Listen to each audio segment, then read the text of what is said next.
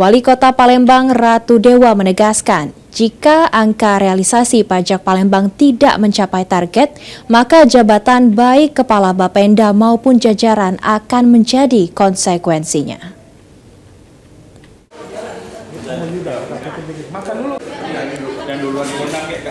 Berdasarkan data dari pihak Badan Pendapatan Daerah Kota Palembang, hingga 11 November 2025, realisasi pajak daerah baru mencapai 72,55%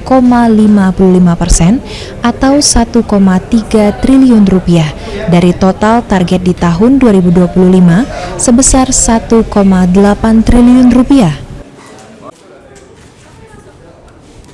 Menanggapi hal tersebut, Wali Kota Palembang Ratu Dewa mengatakan, jika angka realisasi pajak tersebut belum optimal, pasalnya dari realisasi yang hanya 72,55% tersebut menyisakan sekitar 40 hari lagi untuk mengejar target yang ditentukan.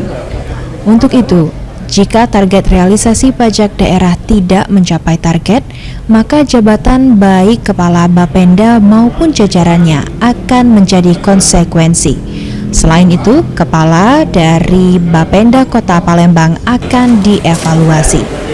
Untuk PAD, saya tekankan kemarin, karena target kita di 1,8an.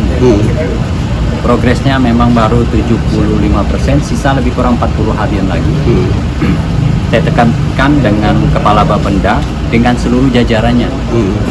Kalau ini tidak tercapai, konsekuensinya jabatan. Jabatan mereka juga harus legowo kalau target itu tidak tercapai. Kepala Bapendanya juga akan kami evaluasi.